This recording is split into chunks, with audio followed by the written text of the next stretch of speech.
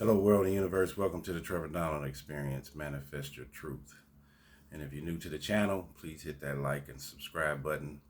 And for those who have been following me, thank you for your support.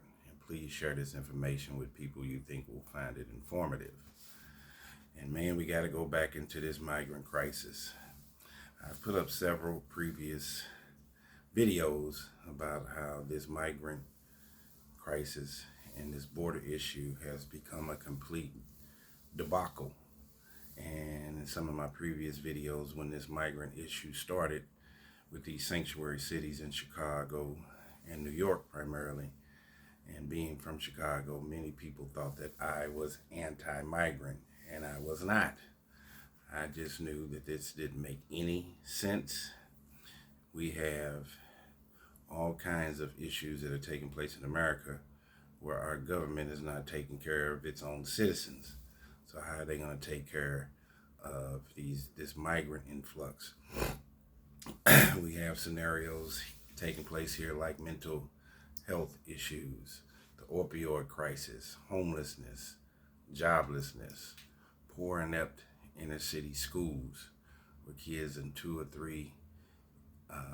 scoring 2 and 3 grades below their grade level on standardized state exams in English and math, in particularly in many of our major urban cities. Those are some of our immediate issues that we need to look at while we're trying to finance and fund wars in Ukraine and in the Gaza Strip. And we have our own civil unrest, theft, looting, robbing taking place right here in our own backyard, and we haven't done anything to correct those measures. And now with all these thousands and thousands of migrants that have come in New York with Eric Adams, the mayor of New York City, Eric Adams, and the mayor of Chicago, Brandon Johnson, two African-American mayors who couldn't wait to make their cities a sanctuary city and make it a welcoming place. Now it has all backfired. And I believe that these two mayors in these two cities and states primarily jumped on the bandwagon right away because they probably got false promises from the federal government to get all this money for doing this. And it seems like there's been one lie after another, and the blame game has started. This is what's taking place in New York right now as we speak. They are calling the migrant crisis in New York City Helter Shelter. New York City has started to evict migrants from shelters and hotels after they had a 60-day moratorium on the limited time that they can be there. How in the world do they think that that's going to work when you're going to give these migrants a limited 60-day window to get themselves sustainable? People coming from different countries, they don't speak English, Mexico, Venezuela, Africa, some of your Asiatic countries, and now you're going to give them a 60-day window when days flow so fast and time is moving in one direction at a very rapid pace. 60 days will feel like 6 days to anybody that's desperate. So yeah, they are evicting migrants after the 60-day window. So this was a temporary fix, which will actually make things worse because these people are coming from very warm climates. Mexico, Venezuela, where it's extremely hot. They had just the clothes on their backs, and now they moved these people to Chicago, which is the windy city, and New York City, and in the beginning of the fall, and now they're evicting them during the winter time. And you know how cold it gets in Chicago and New York. It makes no sense at all. You even had a migrant that got stabbed to death at a shelter on Randall's Island in New York. So now you have migrants fighting each other. You have these different cultures that are toppled on top of each other. The United States government doesn't know if Mexican people get along with Venezuelans. if there is an issue with those two countries or not, and now we're just putting them all together like a bag of mixed nuts and expecting them to get along. And now people are committing crimes, they're fighting each other, and somebody got stabbed and died. And Texas and Arizona are sending migrants to New York City like there's no tomorrow. The border is still open. And as long as the United States government keeps the border open, this migrant issue is going to continue. So it starts with our U.S. government and the border. And what are you going to do with all these people once you get them here? You have people, Vietnam veterans, you have military veterans that have spent their time serving their country. They come back with mental, physical issues, and they don't even get the support from their government that they served. How in the world do we think that our U.S. government is going to take care of these people that they don't even have a committed relationship with or even know? And none of these people speak hardly any English. This has turned into a humanitarian crisis. We don't take care of the people that have been living in America for 50 and 60 years and need help with the opioid crisis, with mental health issues, with homelessness. Nobody's trying to put these homeless people into shelters. They're acting like they are just a piece of meat or a tree. You just drive by and see it every day. And the homelessness crisis, the opioid crisis, is increasing tenfold each day. New York and Washington, D.C., it has gotten so bad that they've called in the National Guard to help. You've had scenarios where 200 migrants were found dead in Texas since last October. 200 migrants have been found dead in a Texas city since last October. They are cramming down at the borders. They are cramming migrants into 18-wheelers, 200, 300 at a time. New York has these right to shelter laws where they have to find these people somewhere to stay, but we don't have right to shelter laws for United States citizens that are homeless and need our help with our social services department. You try to find help, long lines. You can't seem to get anybody to give you any relief, and you've been an American citizen your whole life. But temporarily, they're going to help these migrants who have only been here a few months. That's not going to happen, and it has been failed. There is going to be a strain on our social services, our Medicaid, our food stamps, our Section 8 housing when these migrants need immediate attention taking place. And we haven't paid any attention to the people that have been here, as I said, for 20, 30, and 40 years that have needed help. So what makes you think that the United States government is going to help these people immediately? They are saying, too, that in New York City, they are burning through $1 billion thus far. And Eric Adams is saying it's unsustainable. New York City doesn't want any more migrants.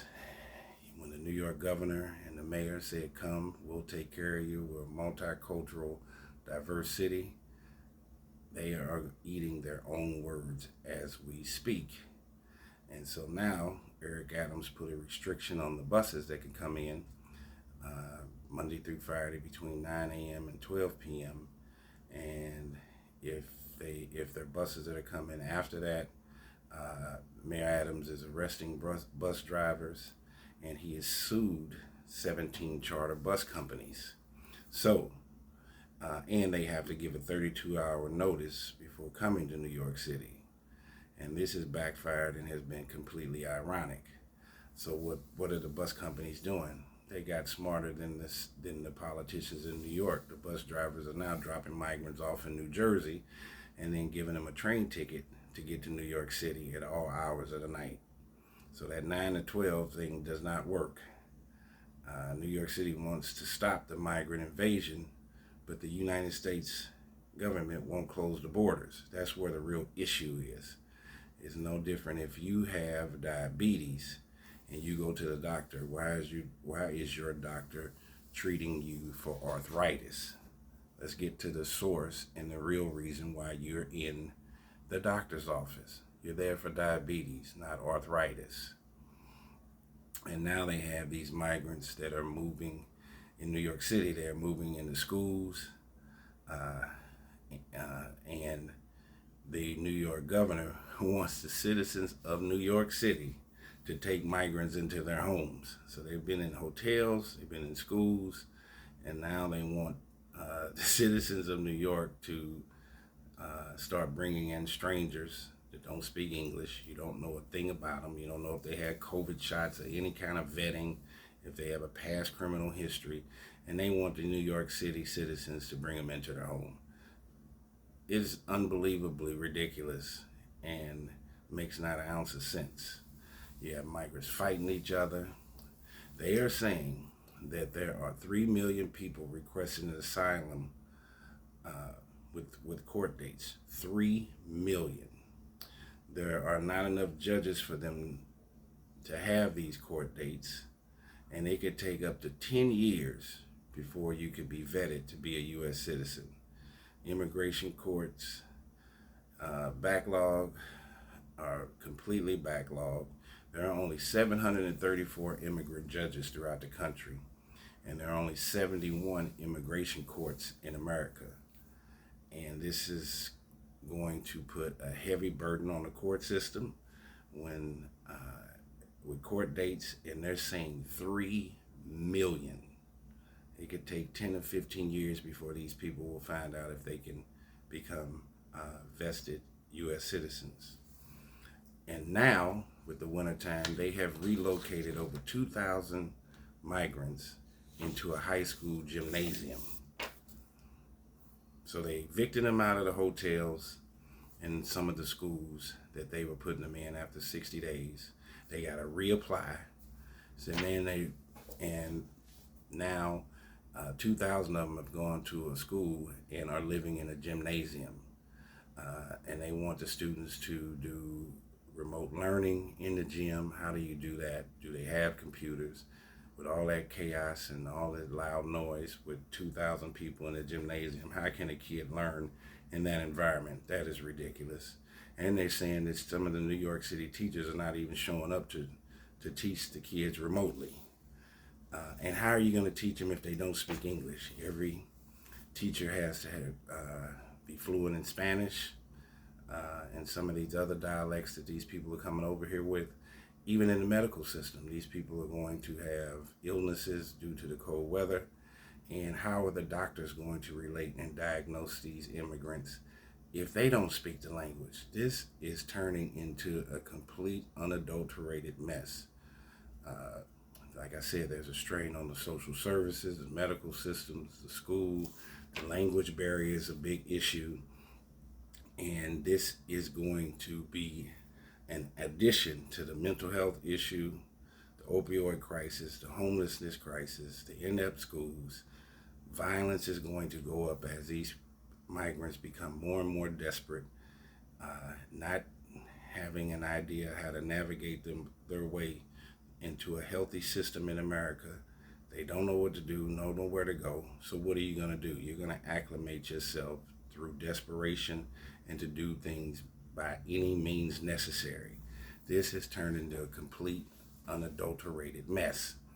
And I am not anti-immigrant whatsoever.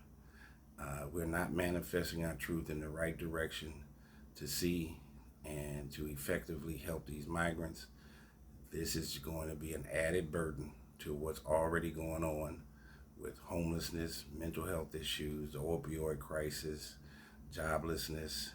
As the world is continuing to advance, these migrants are stuck in a time warps that is not going to be effective in America.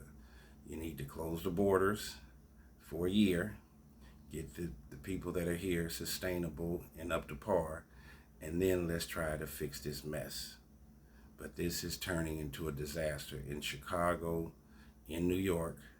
Now the mayors are begging for Texas and Arizona not to send any more migrants to their city.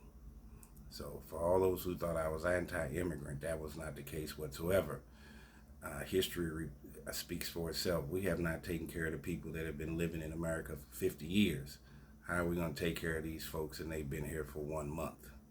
America needs to look in the mirror and manifest its truth in the right direction. This is a humanitarian crisis. These are real people. These are ethical and moral issues that are taking place, and they are being treated less than human. So, thank you for listening to the Trevor Donald Experience. Please continue to support. Hit that like and subscribe button.